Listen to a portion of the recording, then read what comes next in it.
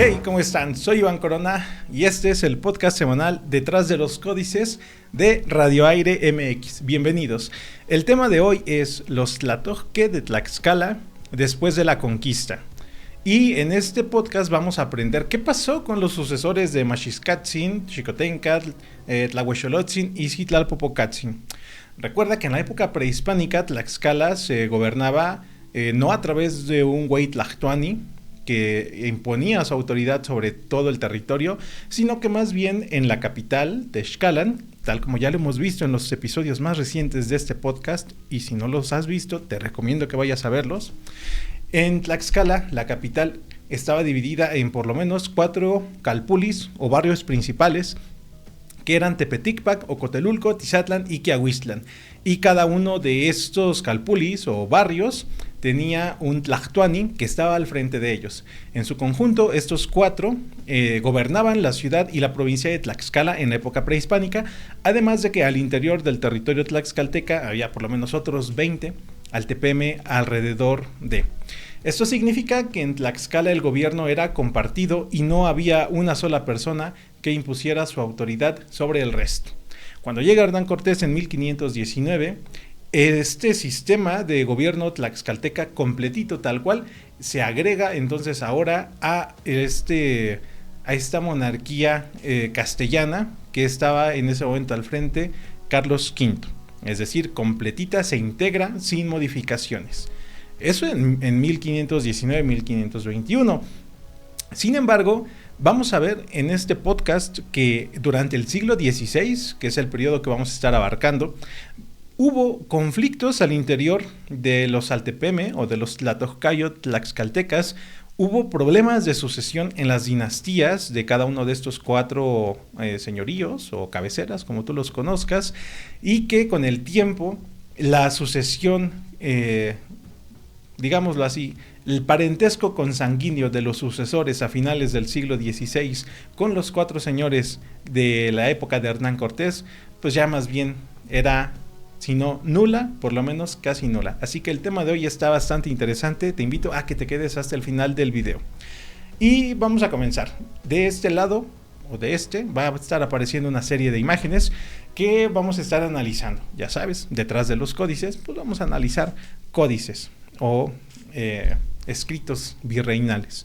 Y vamos a ver la imagen de los 4 tlatohque tlaxcaltecas, que es la página número 4. Vamos a avanzar hasta allá.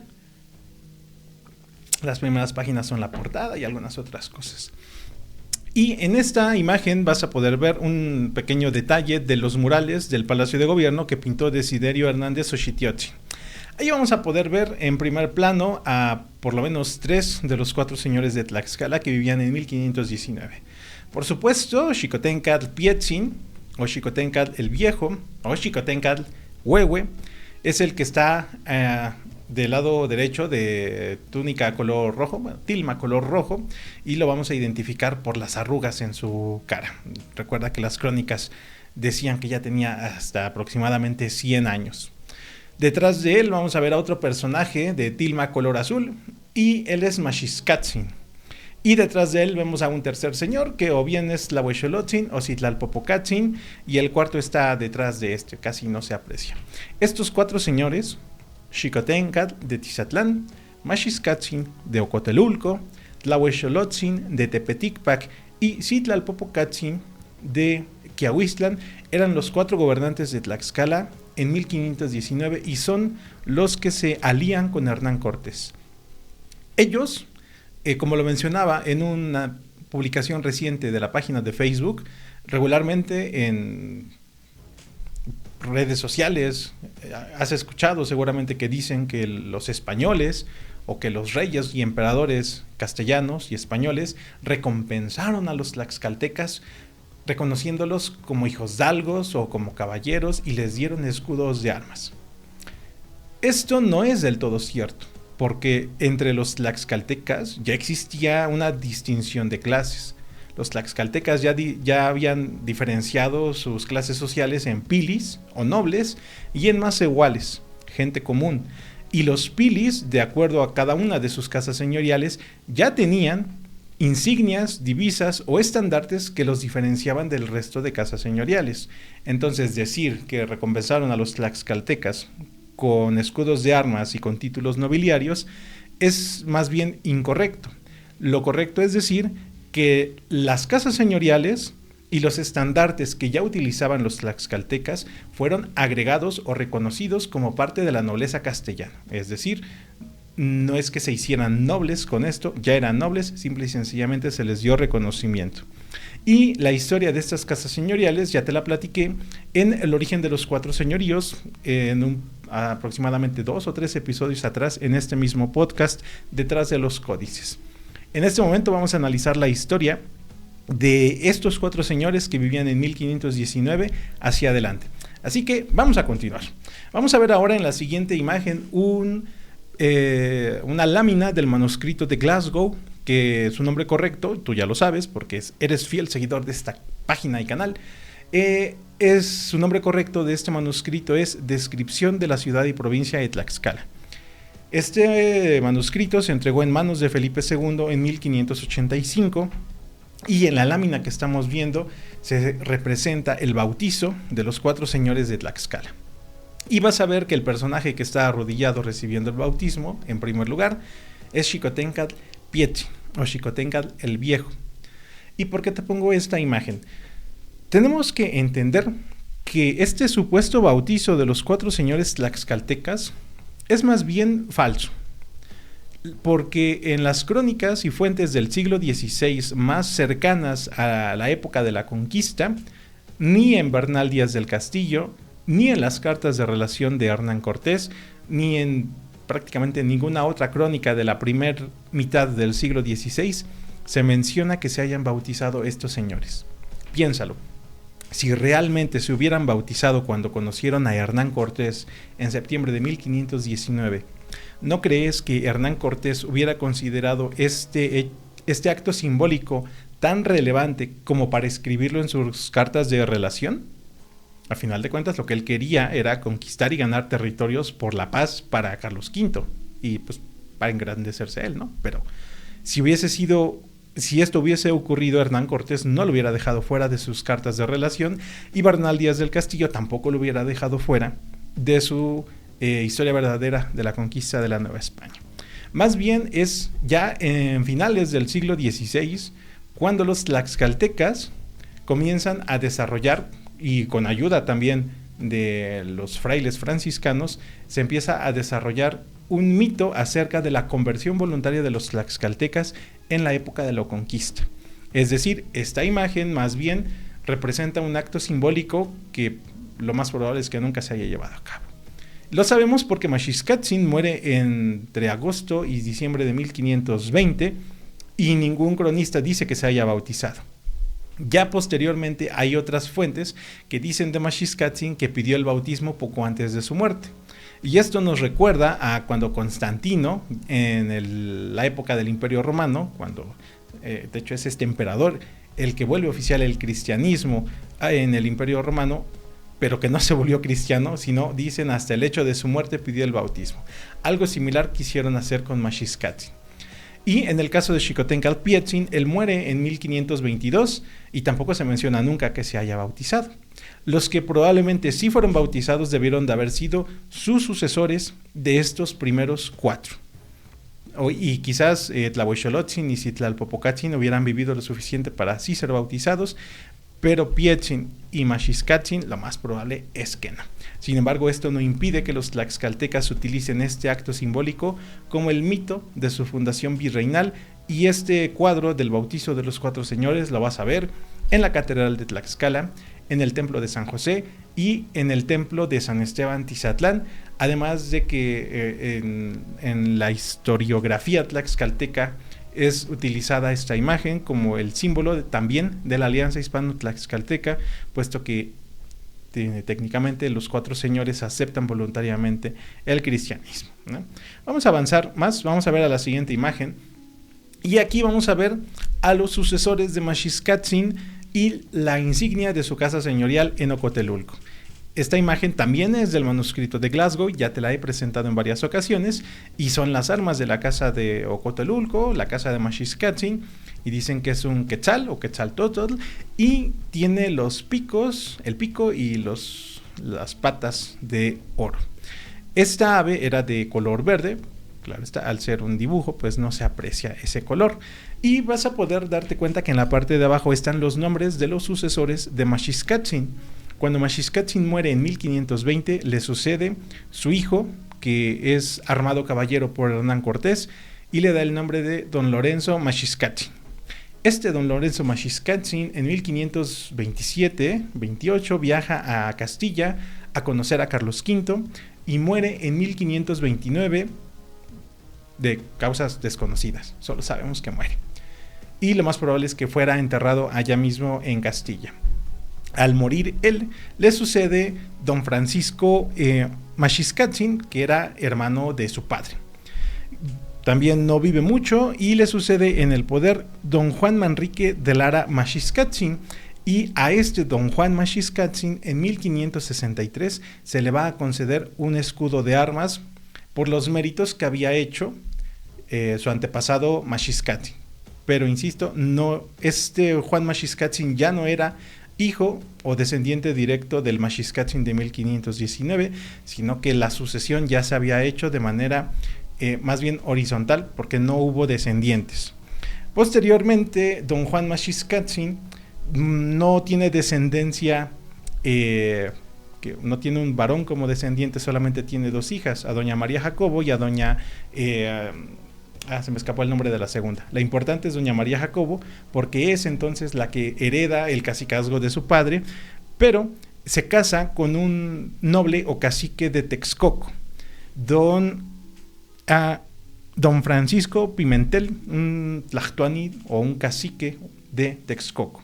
Entonces aquí ya viene diluida la sangre de Maxixcátzin, porque ya no eran descendientes del que conoció Hernán Cortés, eran más bien parientes, y ahora incluso se mezclan con la nobleza de Texcoco, que quizás pudo haber parecido bien en ese momento unir estas dos casas señoriales, pero que, bueno, implicó que el cacicazgo de Ocotelulco ya no quedara en doña María Jacobo, sino que se le quedara a su esposo, el tlactuani de Texcoco. Así es, como lo escuchas, un tlactuani de Texcoco fue el alcalde regidor perpetuo o tlatohque o tlactuani de Ocotelulco y tuvo su asiento en el cabildo de Tlaxcala.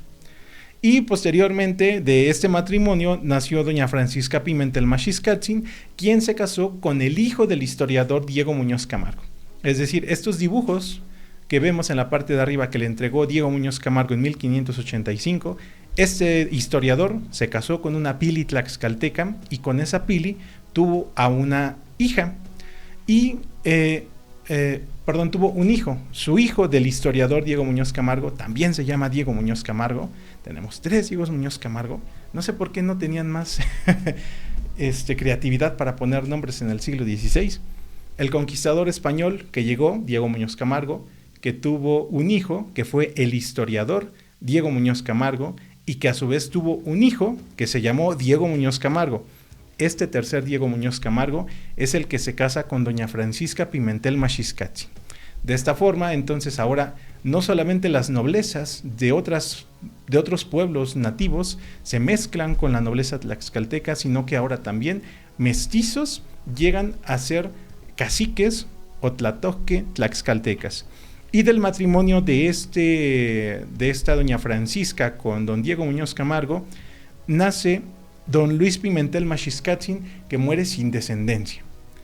Un trabajo tenían los pili tlaxcaltecas en el siglo XVI y era tener hijos varones para asegurar la sucesión de sus casas señoriales, y como te vas a dar cuenta a lo largo de este podcast, un trabajo tenían y un trabajo que no pudieron hacer. Esto provocó que para el siglo XVII hubiera problemas de sucesión que llevaran a disputas al interior de estas casas señoriales tlaxcaltecas. Vamos a ver la siguiente imagen y allí vas a poder ver el escudo de armas que se le otorgó en 1563 a don Juan Manrique de Lara Maxixcátzin.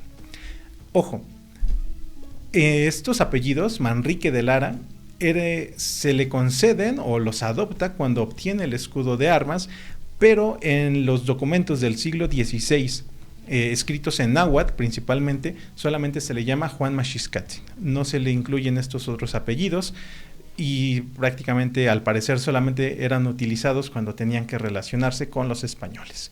Estos problemas de sucesión que yo te venía platicando, de que se casan con nobles de Texcoco, don Francisco Pimentel, y luego con mestizos, con Diego Muñoz Camargo, y que luego el último muere sin descendencia, provoca que entonces el cacicazgo de Ocotelulco tenga que caer en el pariente más cercano. No hay una investigación así muy ardua sobre los árboles genealógicos tlaxcaltecas, pero la línea Maxiscatzin básicamente se pierde y entonces el señorío pasa a otra familia de, eso sí, tuvo que haber sido de Ocotelulco.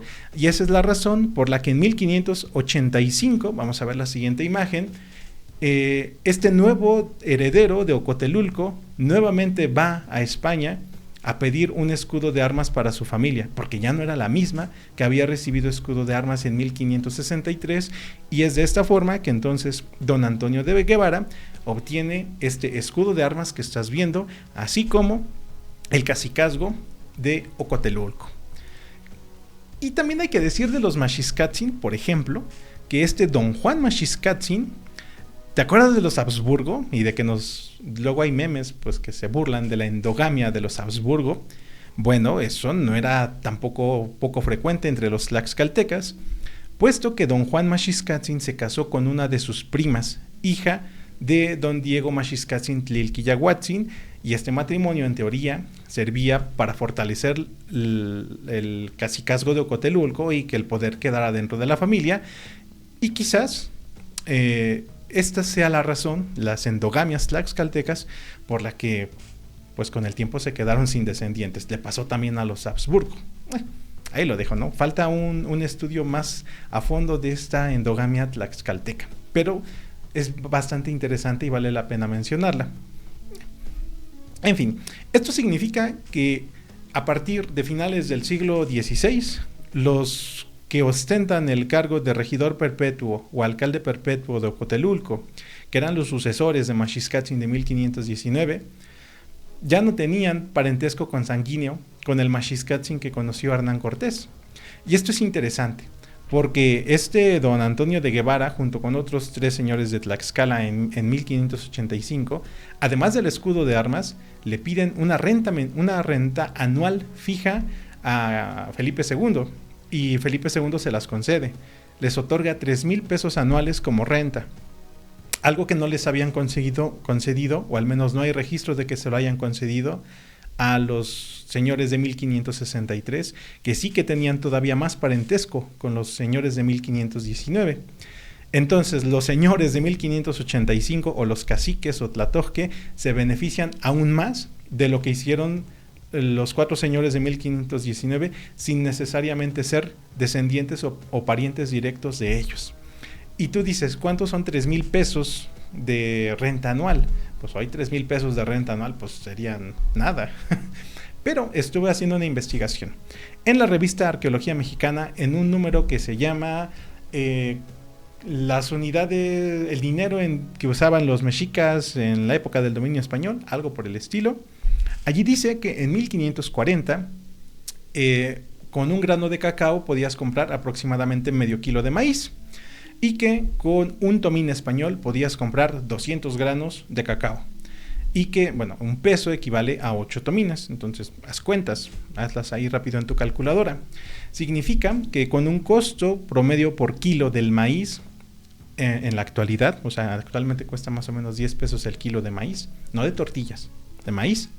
Significa que con esos 3,000 pesos, multiplícalos por 8, porque son 8 tomines, multiplícalos por 200, porque son los 200 granos de cacao que se compran con esa cantidad de tomines, y multiplícalo porque cada uno de esos granos de cacao compra medio kilo, y multiplícalo por 10, porque es el costo del maíz en la actualidad, nos da un total de 24 millones de pesos actuales, lo que podemos comprar de maíz equivalente, que son 40 años antes de que se concedió, y que bueno, sí hay muchos factores que no se están considerando, pero que sí nos permiten darnos una idea de lo que recibían estos señores cuando recibían su renta de 3,000 pesos anuales, y era mucho dinero, Actualmente serían aproximadamente 24 millones de pesos al año. Y esa renta fue para cada uno de los 4 señores. Así que hay personas en redes sociales que dicen que de qué les sirvieron los escudos de armas a los tlaxcaltecas. Y bueno, tienen razón, el escudo de armas pues no servía para otra cosa más que para mandarlo tallar en piedra y ponerlo en tu casa y decir que eras un hijo de algo o un caballero. Pero yo creo que la renta de 3,000 pesos anuales sí servía y servía mucho. De hecho, tengo un reel que subí en esta semana que hasta les digo, ya me dieron ganas de ir a buscar si hay algún pili en mi árbol genealógico para ir a reclamar la renta. Y recíproca, pues hacia atrás, todas las que no han estado dando desde 1821. En fin, vamos a continuar. En la siguiente imagen vamos a ver nuevamente la insignia de Tizatlán. En 1519 el Tlatohque era Xicotenca Pietzin. Su sucesor iba a ser Axayacatzin, pero recuerda que fue ahorcado en Texcoco el 12 de mayo de 1520, bajo cargos de desertar del ejército. Así que lo sucedió uno de nombre Teutlipid, disculpen, no me he aprendido estos nombres, y después Sejecatzin, luego Motenehuatzin. Motenehuatzin fue uno de los capitanes que acompañó a Nuño de Guzmán a Culhuacán o a Nueva Galicia y murió en esta campaña militar. Y le tocó vivir los malos tratos que daba Nuño de Guzmán. Si no sabes de qué hablo, busca Nuño de Guzmán, Nueva Galicia, y te vas a dar cuenta de los horrores que hizo este señor. Tanto que hasta sus propios aliados los encadenaba. Este cuate sí estaba loco.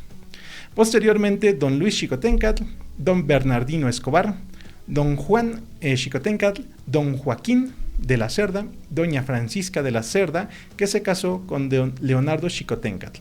Y esto también es interesante porque este último, doña Francisca de la Cerda, se casa con otro Xicoténcatl. En alguna de estas sucesiones, si no me equivoco, con don Luis, el cacicazgo pasa a una parte de la familia, pero la otra considera que debió de haber pasado hacia ella. Continúan las generaciones y como esta mancha o esta sombra de que esta familia no merecía el cacicazgo la perseguía, se casa esta doña Francisca con esta otra parte de la familia para que entonces el descendiente herede el cacicazgo. Nuevamente, endogamia dentro de las familias señoriales tlaxcaltecas. En 1563, en la siguiente imagen, vemos el escudo de armas que se le concedió a don Juan de la Cerda. En la lista anterior aparece como Joaquín, pero estamos hablando del mismo personaje. Y este es uno de los escudos tlaxcaltecas que más me gusta, porque vas a poder ver, además de la insignia de Castilla y de León, a un lado vas a ver un tepetl o cerro, en el cual está clavada una espada con un corazón en la parte de arriba, y de allí salen 4 cadenas de color azul, cada una sujetando a un león. Algo así. Y por cierto, en la base del cerro hay unas armas prehispánicas. Es una alegoría de que en Tlaxcala los 4 leones o los 4 señores de Tlaxcala se sujetaron no por la espada, sino más bien, ahí está el corazón, no, sino por amor a la corona española. Una alegoría muy interesante. En la parte de abajo también nos habla de las mentirotas que soltaban los tlaxcaltecas para recibir privilegios, porque este escudo que se concedió en 1563 se concede 40 años después de la conquista, y ya no lo concede Carlos V, sino que lo concede Felipe II. Y en este escudo de armas vas a poder ver a Hernán Cortés siendo recibido por Xicoténcatl. De fondo vas a ver un tepetl y de fondo vas a ver el mar. Le fueron a decir a Felipe II que Xicoténcatl fue hasta la costa a recibir a Hernán Cortés, cosa que sabemos que no es cierta, porque nadie lo recibió. Él llegó sin invitación y fueron los totonacas los que lo guiaron a Tlaxcala, y por el contrario, a Xayacatzin, que era de Tizatlán, la cabecera a la cual se le otorgó este escudo de armas, le hizo frente, lo enfrentó en diversas ocasiones a Hernán Cortés, al punto que estuvo a punto de morir Hernán Cortés en una de estas batallas. Entonces, pero ya en el escudo de armas dicen que no era así, que ellos lo recibieron de paz y lo fueron a recibir hasta la costa. En fin, cosas del siglo XVI. Y en la siguiente imagen vamos a ver el escudo de don Pedro Torres de Paredes de 1585, que al igual que los Maxiscatzin, después de esta serie de sucesiones turbulentas, el cacicazgo termina en una familia diferente de la que originalmente debió de haber pertenecido. Un dato interesante de don Pedro Torres de Paredes es que en el escudo de armas, en la Real Cédula, se dice que era descendiente de un tal Piltecutli. Y si buscamos Piltecutli en las fuentes del siglo XVI, encontramos solamente la mención de uno de ellos, y él era un tlactuani de Atlihuetzia, además de Axotecal y de otro Quetzal, no sé qué cosa. Había 3 tlactuani, por lo menos en Atlihuetzia. Uno de ellos es Piltecutli, que aparece en el lienzo de Tlaxcala, recibiendo a Hernán Cortés cuando pasa por Atlihuetzia. Y bueno, este escudo de armas al parecer se le entregó a un descendiente de este Piltecutli. Interesante, ¿no? Que de los Xicoténcatl pasó a la casa señorial de Atlihuetzia. Vamos a ver ahora la de Quiahuistlan. Y aquí hay que señalar que las casas señoriales con la historia mejor documentada son las de Tizatlán y Ocotelulco, los Maxixcatzin y los Xicoténcatl. Y en el caso de las casas señoriales de Quiahuistlan y de Tlahuexolotzin, están menos documentadas, o por lo menos tuvieron menos problemas de sucesión, pues, e incluso, date cuenta, son menos personas las que aparecen en la lista. Significa que o eran más estables, o pues no había muchas cosas interesantes que decir de ellas. A lo mejor sí las había y no hemos encontrado esos documentos, quién sabe. De allí sabemos que Citlalpopocatzin fue sucedido por Quetzalcohuatecutli, después por don Antonio Tlatlacintemilotecuhtli, luego por don Tomás de Santa Cruz, por don Julián Motolinia y por don Antonio de Luna. Este último don Antonio de Luna es el mismo que aparece en la siguiente imagen, que es don Antonio, pero ahora de la Cadena, y este escudo de armas se le concede en 1563. Recuerda que la insignia de Quiahuistlan era una especie de tocado o penacho, y allí lo vemos, este penacho en la parte superior derecha, utilizado por un personaje, que enfrente del personaje hay una estrella. Y esto es bien simbólico, porque Citlalpopocatzin significa algo así como estrella que humea, haciendo referencia a un cometa. Y bueno, ahí esa estrella, bueno, nos habla de que este personaje es Citlalpopocatzin. Le faltó el humito, pero bueno, se entiende que hacía referencia a este señor. Vamos a ver igual la insignia de Castilla y de León, y en la parte de abajo un chimali. Los escudos de armas de Quiahuistlan y de Tepeticpac conservan más elementos nahuas que los de Xicoténcatl y los Maxixcatzin, que ya buscaban o estaban más occidentalizados. Son menos los elementos nahuas que encontramos en estos otros dos escudos. En 1585 entendemos que también debió de haber un cambio de sucesión en la casa de Quiahuistlan, porque también se concede otro escudo de armas, en este caso para don Diego Telles, y que incluso estos escudos de armas de 1585, por lo menos en los casos de Tizatlán y de Quiahuistlan, pues son mucho más modestos en los elementos iconográficos que tienen respecto de los que se habían concedido en 1563. Por último, veamos la casa de Tlahuexolotzin, que nuevamente o eran más estables estas casas señoriales, o quizás no se contaban a algunos tlatohque intermedios que quizás duraron poco tiempo. A Tlahuexolotzin lo sucede don Gonzalo Tecpanecatl.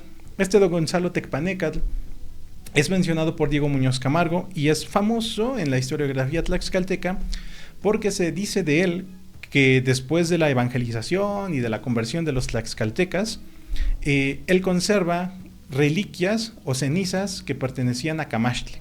No destruyeron todo lo relativo a Camaxtle y él se quedó con estas reliquias en su casa, y que pasadas las décadas le llegó un arrepentimiento sincero de haber conservado estas reliquias paganas, ya desde el punto de vista de la Tlaxcala conversa, y va a confesar este pecado o esta transgresión a los frailes en San Francisco, quienes lo mandan a hacer una penitencia, y el Muñoz Camargo dice que muere de tristeza. Así dice, que muere más o menos, que muere de arrepentimiento. A lo mejor murió de otras formas, pero la versión oficial es que murió de tristeza. Y a don Gonzalo Tecpanecatl lo sucede don Francisco de Mendoza, y luego don Francisco Tlahuexolotzin, y al final hay un don Diego, que ya no se menciona su apellido. Nuevamente veamos los escudos de armas que se le concedieron a las casas señoriales de Tepeticpac. El de 1563 es de mis favoritos, porque vamos a ver en el primer cuartel, en la parte superior izquierda para ustedes, a un águila con un escudo y un arco posada sobre un escudo y un arco, y casi no se aprecia, pero debajo del escudo y el arco hay un cerro. Y esto nos recuerda al escudo de la República de Tlaxcala, que es un águila posada sobre un cerro. Es de las primeras referencias a este escudo que aquí se aplica específicamente para Tepeticpac. Del lado derecho vamos a ver unos carrizos, lo que nos recuerda a Tolan, a esta ciudad mítica, lugar de tules, evocando a que Tepeticpac fungió como una especie de Tolan o metrópoli. Y en la parte de abajo vamos a ver una cueva o montaña o risco del cual brota un río. Y esto, de acuerdo con las interpretaciones de María Castañeda y se me escapó el nombre del otro historiador que ha hecho las interpretaciones, a ellos les evocan la figura de Chicomostoc, aunque en Chicomostoc no se menciona específicamente que hubiera este flujo o este río, pero bueno, ellos dicen que es Chicomostoc. Quizás se refiera a un lugar geográfico específico de Tepeticpac o tenía algún otro significado. Y del otro lado vemos la insignia de Tepeticpac, que es este felino salvaje sobre un chimali. Y en el escudo de armas de Tepeticpac, que se concedió en 1585, en la siguiente imagen, ahora a don Zacarías de Santiago, cambian los elementos iconográficos, y es que en la parte superior izquierda vas a poder ver un quetzal, es un ave verde, lo que lleva a muchos a considerar que don Zacarías de Santiago en realidad era de Ocotelulco, porque este era el ave de esa casa señorial. Sin embargo, las reales cédulas de 1585 que se encuentran en el portal de archivos españoles dejan claro que don Zacarías de Santiago era de Tepeticpac. Entonces, ahí cabe preguntarse si en algún momento estas casas señoriales que fueron perdiendo su consanguineidad directa con los cuatro señores y se fueron mezclando entre casas, quizás se emparentó don Zacarías de Santiago con alguna familia de Ocotelulco, y de allí que adquiriera este emblema como parte de su escudo de armas, o que el artista, esta es otra explicación posible, confundió las instrucciones de dibujar un águila, que era la insignia de Tepeticpac, que sí aparece en el escudo anterior, y en vez de eso dibujara a esta ave de color verde. Hay muchas hipótesis, pero el punto es que por alguna razón quedó el quetzal en este escudo de 1585. Sin duda, la historia de los cuatro señores de Tlaxcala durante el siglo XVI es muy interesante, y esto solamente es un pequeño resumen general de lo que pasó con ellos en este siglo XVI. La realidad es que si vemos las actas del Cabildo y otros documentos e investigaciones que se han hecho sobre esta época, vemos que hubo conflictos, algunos de ellos terminaron en la cárcel por conflictos que tuvieron, y además del problema de sucesión, de no saber qué hacer cuando la única heredera que queda es mujer. ¿Qué va a pasar con el señorío? ¿A quién se le va a pasar? ¿Quién se va a quedar con los terrenos de los abuelos? Así que seguramente en futuros episodios del podcast Detrás de los Códices hablaremos en específico de uno o de varios personajes que considero que su historia vale la pena mucho que aprendamos y que se divulgue. En tanto, quédate que los cuatro señores de Tlaxcala, Maxixcatzin, Xicotencat, Tlahuexolotzin y Citlalpopocatzin, no desaparecieron, tuvieron sucesores. No necesariamente eran parientes directos suyos, pero sí conservaron el emblema de la casa o la cabecera de cada uno de sus señoríos, Calpulis, Tlatocayotl o como tú le quieras decir. Y estas casas señoriales permanecieron hasta el final del virreinato, y es curioso que uno de los últimos señores por ejemplo, de Ocotelulco, así como vimos que el primer Maxixcatzin al que se le dio escudo de armas se llamaba Juan, bueno, el último Maxixcatzin también se llamaba Juan, y hay un montón de detalles curiosos como este. Así que sígueme en mis redes sociales. Soy Iván Corona de Tlaxcala la Conquistadora. Tengo este podcast semanal todos los viernes en esta casa que es Radio Aire MX, y te pido por favor que le des like a su página y que lo sigas, porque además vas a encontrar otros podcasts y programas muy interesantes. Hablaremos de ellos en breve. En la siguiente imagen vas a poder ver todos mis proyectos, mi página alternativa de conquistadores americanos, este podcast Detrás de los Códices, el grupo de lectura Voces del Pasado que se transmite los jueves a las 6:30 de la tarde. Además organizo recorridos en diferentes puntos de Tlaxcala. Este domingo vamos a ir a Xochiteca y Cacaxtla, así que si quieres acompañarme, ve a la página de Tlaxcala la Conquistadora y allí vas a encontrar mis datos de contacto para que puedas reservar tu lugar. Y por último, el Festival Maxixcatzin, que es el evento anual oficial de Tlaxcala la Conquistadora, que se llevará a cabo el próximo 21, 22 y 23 de noviembre en el exconvento de San Francisco Tepeyanco. Soy Iván Corona, sigue cada uno de estos proyectos que en su conjunto tienen el objetivo de difundir y dar a conocer la historia y la cultura de Tlaxcala. Y por último, insisto, sigue a Radio Aire MX y la oferta de contenido que tienen para ti. En especial te recomiendo Felices 30, que si ya tienes más de 30 y te duele la rodilla cuando te levantas, o como a mí, que truena, créeme que los temas que van a salir ahí te vas a sentir identificado. Gracias a César en controles, ya te iba a decir Oscar, ya lo extraño al parecer. Nos vemos en la siguiente semana. Saludos, nos vemos en Detrás de los Códices. Sigan a Radio Aire MX. Nos vemos la próxima semana.